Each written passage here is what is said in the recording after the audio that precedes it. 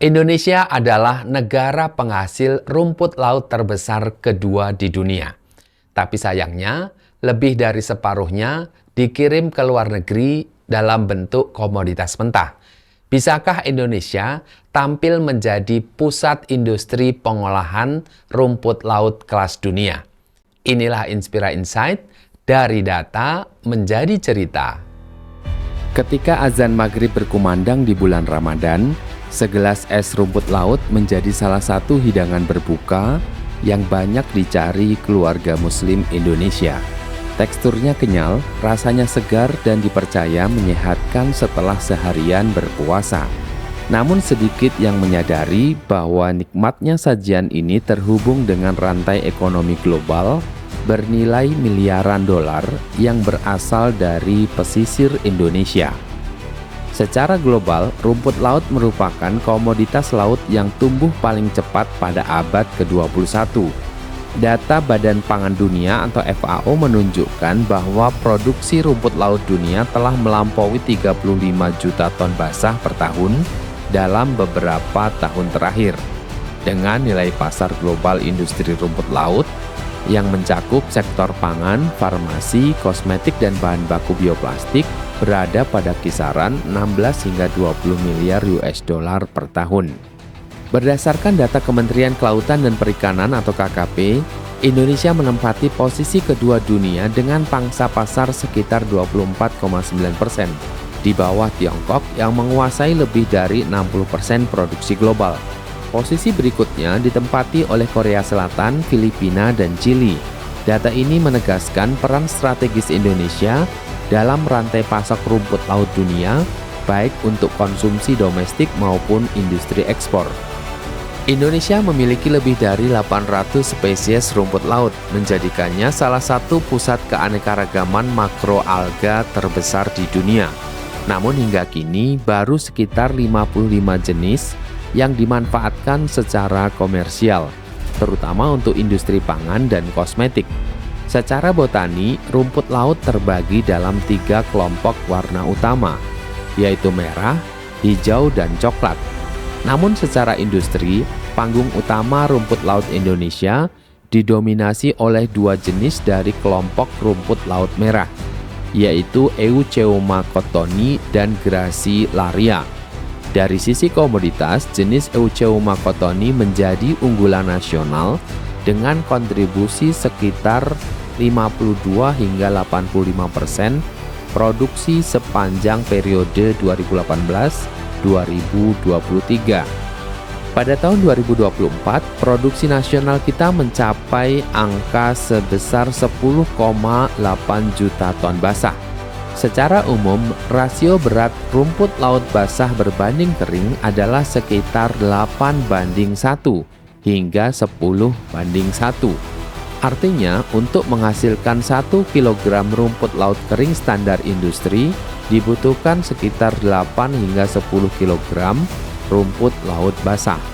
Di tingkat nasional, produksi rumput laut terkonsentrasi pada sejumlah provinsi pesisir.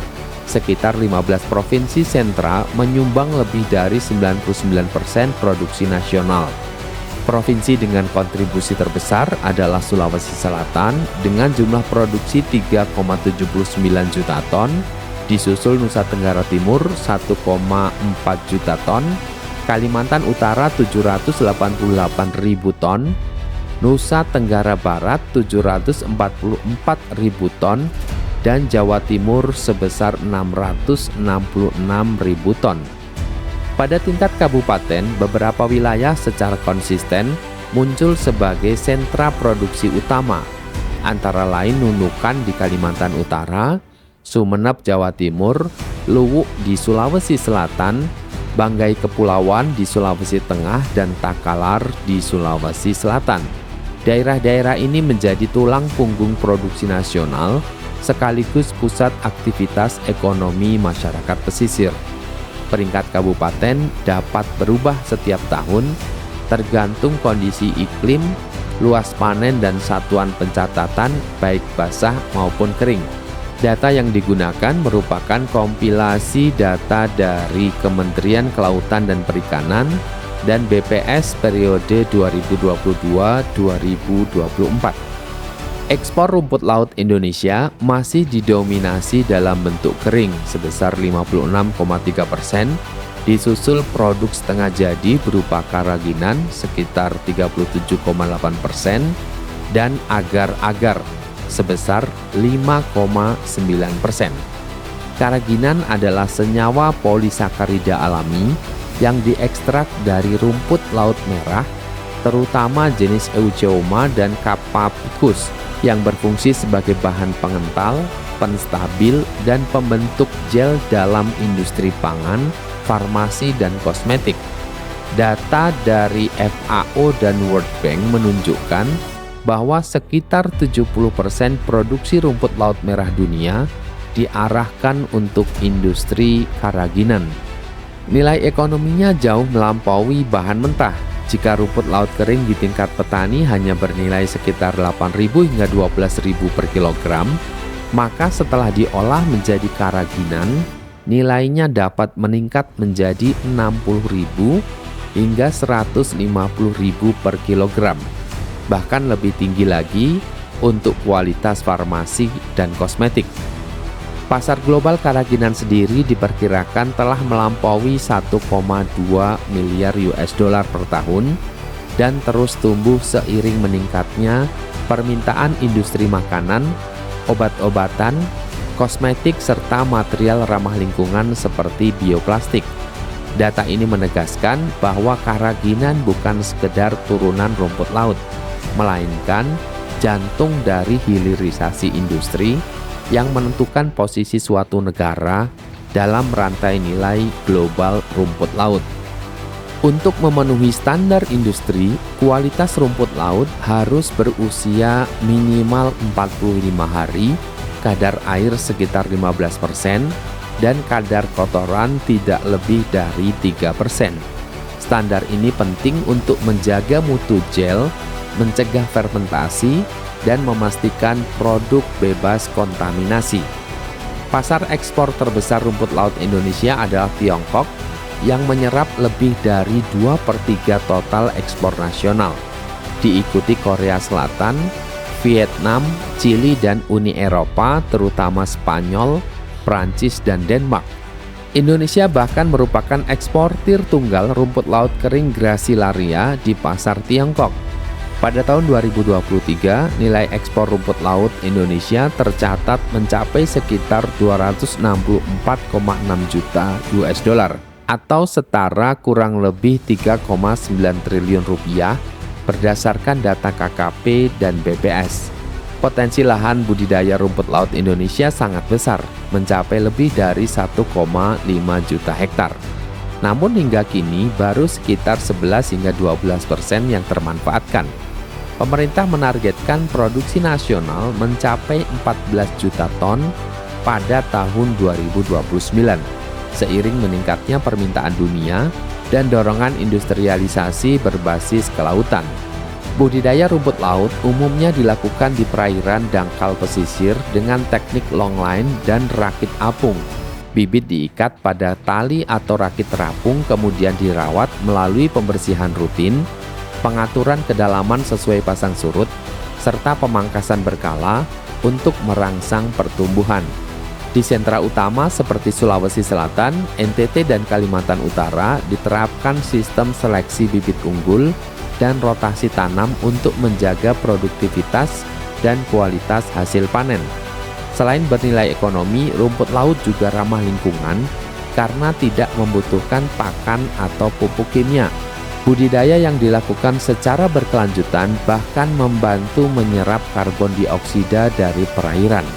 Bank Dunia memperkirakan 1 hektar lahan budidaya dapat menyerap sekitar 1,5 hingga 2 ton karbon per tahun, menjadikannya aset penting dalam ekonomi biru dan mitigasi perubahan iklim. Dari sudut sosial, budidaya rumput laut telah membawa perubahan nyata bagi masyarakat pesisir termasuk di Wakatobi.